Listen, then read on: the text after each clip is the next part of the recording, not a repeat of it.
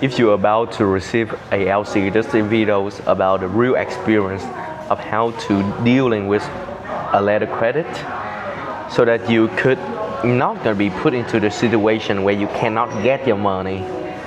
In this instance, I'm gonna use my real life example of the letter credit of $40,000 that we got discrepancy on.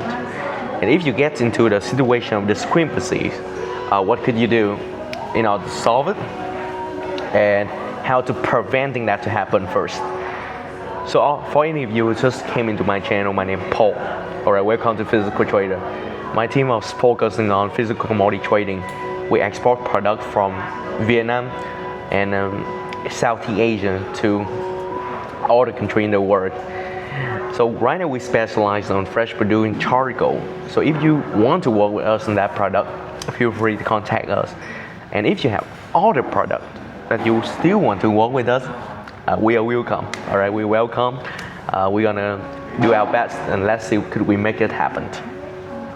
Right now, get back to the topic of how to build a system to handle letter credit, so that you could eliminate majority of the risk that could happen. And throughout this journey, the first thing that I learned, a really hard lessons, is that the bank is not always right. The bank is not always right. So usually when you're processing a bank, in my case, is I sending document to a Vietnam bank. That Vietnam bank gonna send to National Bank of Qatar, to processing this document. And the Vietnam bank clearly gonna have the role of previewing the document and helping me to make a decision on whether to modify a document, on whether this document is good or not, this is gonna make to discrepancy or not. So when we send our document to them, I send it by email, and there's 4 agents that assigned to solve this case specifically, to help me to processing the letter credit specifically. So at the moment when I send all these emails from my logistic company, logistic provider, my logistic provider transfer, make a draft of all document for me. So I forward to the bank, and we waiting for the bank to giving the advice on that.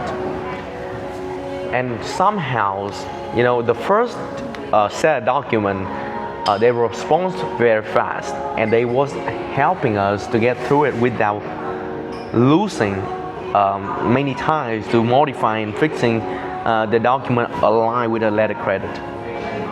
But just after the second time, when we still preparing all this document and forward to the bank, the situation getting funnier. The bank took a week, more than 7 days, to get a response back to that. So in that time of waiting, my logistic company provider give me the draft of the phytosanitary document and the certificate of origins. What are these 2 documents? The phytosanitary is document say that, hey, this plant, this specific agriculture product is fitting the requirement of the import countries. It's not have the bacteria, it's not having the virus, it's not having these bug, the insect that's gonna destroy the agriculture industry of the importing country. So that the phytosanitary, I forgot how to say that. The phytosanitary document 4. The second document is the the certificate of origin. The certificate of origin is document that state, hey, this product came from this country. So if these 2 countries, they having a tax treaty with each other, they having a trade agreement with each other, might be they're gonna give the reduce on the import tax for that specific product. So these 2 documents is issued by the government and the form, the issue that is filled by the logistic company that provide the service for me. So at the moment when I look at and previewing this document, I want to add these two lines, and these two lines is on the letter credit, and the letter credit state that you're gonna need to having the LC number and the bank that issue this LC on your document. So it's pretty interesting that when I tell the logistic company that, hey, adding these two information on for me on the phytosanitary and the certificate of origins, the logistic guys told me that it's not possible because that thing is too long. And at that time, the bank haven't given me an answer yet. So I have to go and I check the USD 600.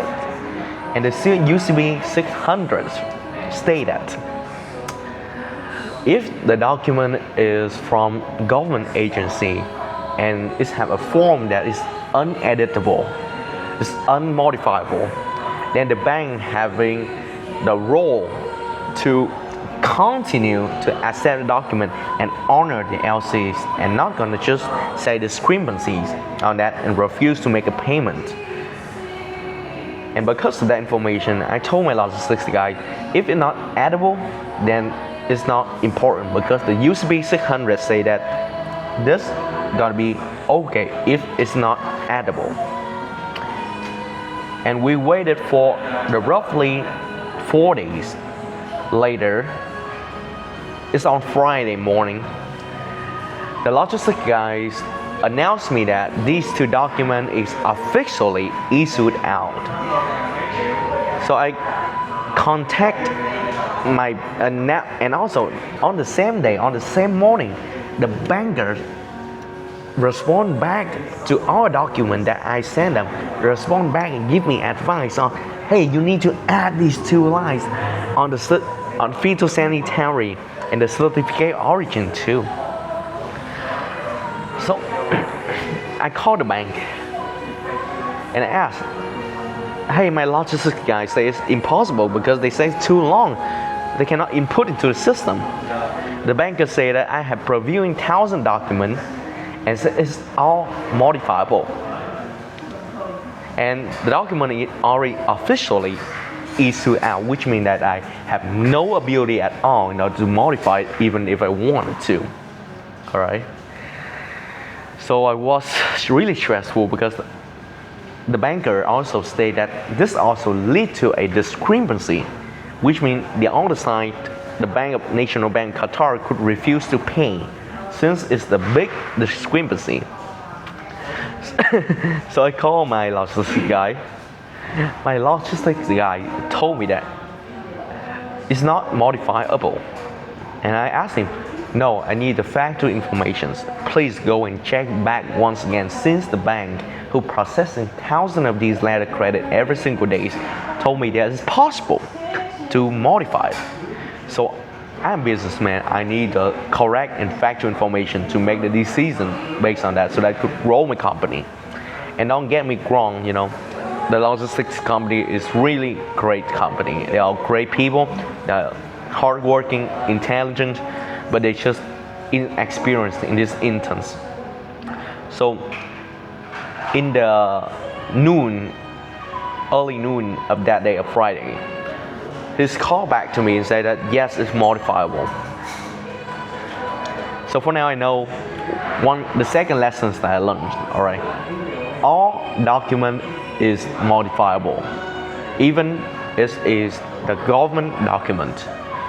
The way that you could do that is that you make a remark down below these documents so that when the government agency issuing out, they're gonna make a remark down below it to note that these are the informations going to be appear on the document or in all the sections.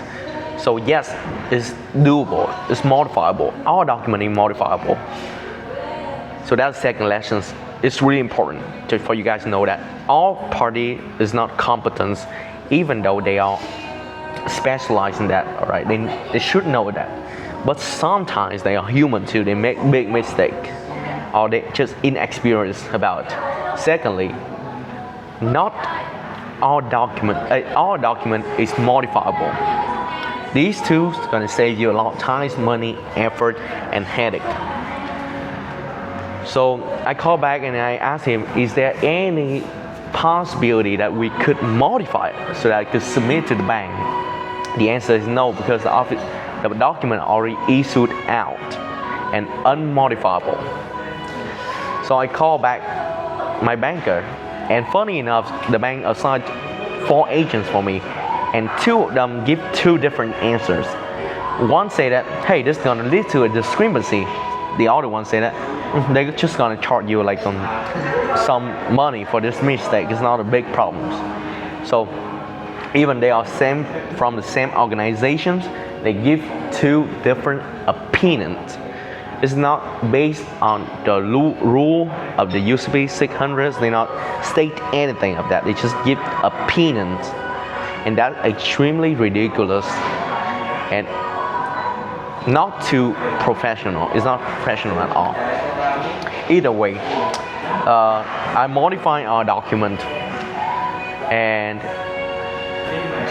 another problems occur before this day is that the insurance company told me that the date of the invoice need to be the same as the date on the pro forma invoice. So I know there are a lot of buzzword here. Pro forma invoice is the invoice that you send to your client to say that this is what the product gonna be look like.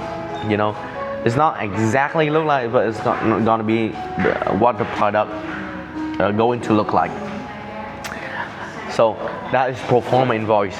It's just a roughly invoice, and there's the invoice which is issued out after all the detail of the product is surely meeting the information stated on the invoice. All right. So he said that these 2 dates have to be the same, which is not correct, which is not something that we needed to. But either way, so because of this misinformations, I go and modify the document back to the date that same as the pro forma invoice, and at this time we already submitting and file the custom declarations for our commodity product that have the invoice with the number of days that differently. So fast forward, there's a solution for that, but the insurance company also provide me the false information, and based on that I make informed decisions, and from that it's bring more trouble. But this trouble is not that big. We're able to fix it and get through it. So not all party is competent. Even though they're expert in that, they're not doing their best. They're not knowing their best.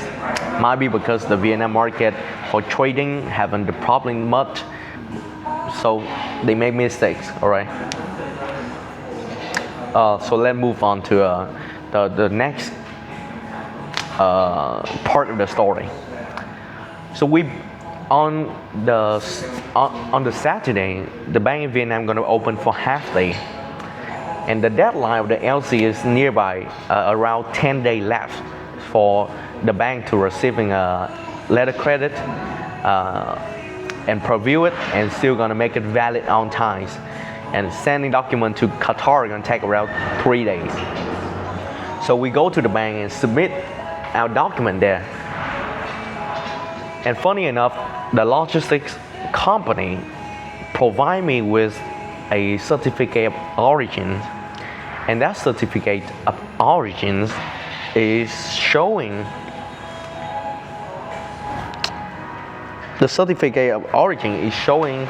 that all of these is on like just a copy. It's just like black and white color. All right. So the banker who advised all these documents for me and make a decision to send document to National Bank Qatar. Look at that and say that, hey, where is the original file of certificate of origin?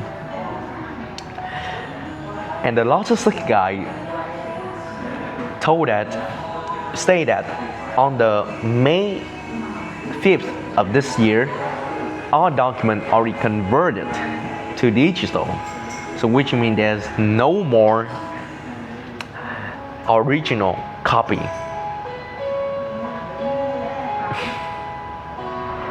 So I look at the banker and the banker just, oh, okay, and then he accept the document.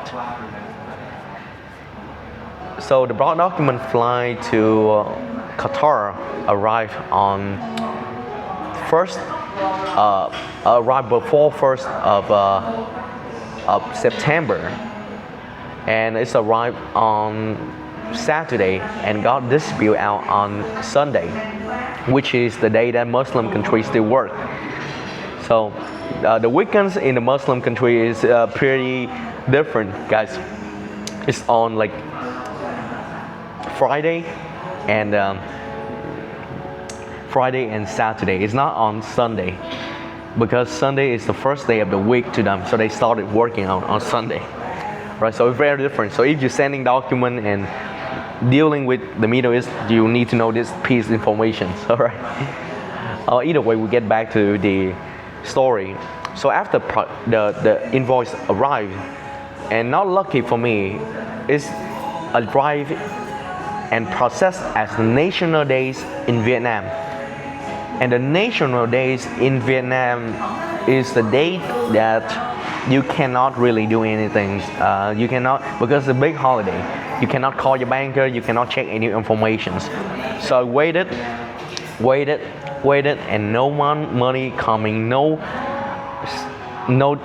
email, no call from my bank. I don't know what's going on. So on the 8th of September, I started to call my bank, and the banker told me that let him check. And he said usually it takes 5 days. I told him that it's already more than 5 days. I don't have any information. I haven't heard anything from the National Bank Qatar.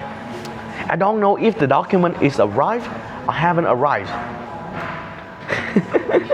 So my banker, he checked it for me. And funny enough, he came back with a response. You guess what he said? He said that he forget to check the email. And that email say that on the 3rd of September, the National Bank of Qatar already make a discrepancy on the thing that no one has mentioned before. On the thing that the bank did not mention to me at all. All right. They say that the certificate of origin is missing the original one, the original paper, the original copy, which does not exist anymore. So I call my logistics guy and say that, hey, the National Bank Qatar refused the document because we don't have the original copy. So what's going on? Could you go and check the factual information for me? Don't guess anybody in opinions. Don't go ask the team. Ask people who done this before. So we called the Chamber of Commerce, which is the department that issued the document for the certificate of origin, and came back with answers that yes, correct. From the May 5th of this year, there's no document there's no original copy for certificate of origin anymore. So I called back my bank, and he also told me a thing that usually the way that the other company doing that is by printing out the colorful paper. That's it. They don't need anything else. They just need a colorful paper. So from that colorful papers, they submit it, and they just gonna say that's the original copy, and they just gonna stamp on that, and everything gonna go well and everything gonna be good. So I was thinking to myself, there's no way the bank just gonna make a discrepancy because the document is not colored. So I called back my banker, all right? I called back my banker, and my banker told me a really ridiculous things. It's true. The fact that he forgot to check the emails is already ridiculous. He could get fired from that. He could get fired from that. Either way, it's extremely ridiculous. When I come back with that piece of information, hey, all the companies right now, they surely don't have the original copy of the certificate of origin anymore. So the only thing that they did different from me is that one paper they have color, and these other two they don't have color on that. So I sent 3 documents without color. That's what I did. So I do nothing out of the norm of the market. So if the National Bank Qatar is just refused to honor the letter credit because it's not colorful, that's ridiculous. My banker heard that and he said, yeah, you're correct. When I received document, it's just a colorful printed out. It was like, why don't you told me at the beginning? On the day we're doing all these things, why don't you tell me that? Why are you stating that there's the original one? So either way, guys, it's put me into the situation where I need to call my clients, and luckily I got this delightful client, and he decided to help me to accept the discrepancies. My banker, he's still sending the email to National Bank Qatar to making the claim on, hey, it's not correct, it's because the government changes, the company cannot do anything about it. So they still help with that. Either way, at the end of the day, I still receiving my money and scared to continue to do business. Not getting out of business yet. All right. So the way that I'm gonna structure people to process a letter of credit in the future is that gonna give them the direct phone number of that banker and create a group chat, and these people are gonna call directly into the bank. The bank answers, they make a document, they submit it to the group. The bank say yes, that's good. Next one. So that I don't have to communicate so much, but it's more efficient because the bank reviewing 1,000 documents, they still gonna make mistake. Don't get me wrong. So getting one more person who already processing a lot of LCs, but who actually have interest in the LC, which means if they're not processing correctly, they lose money, which is some business owner. So I'm gonna put one of these people in and pay them $100 something, so they could preview our document for me, and they could using the experience to manage and control these things for me. So it's not going to show to some ridiculous discrepancy anymore. Okay. The biggest mistake in this instance that I just trust all the party because I think them are expert. Hey, it cannot be like the bank with thousands of letter credit a day. They're processing thousands of letter credit a day. Give me false information. Cannot, right? And they still give me false information. Hey, the logistics company that I work with, they're sending hundreds of thousands of containers every single month. They're not gonna give me false information, right? At the end of the day, they still give me false information. Hey, the insurance company, they've been insuring $100 million of commodity on the sea. They cannot be giving false information about the insurance, right? At the end of the day, they still giving false information. So that is extremely ridiculous. All the party is giving false information.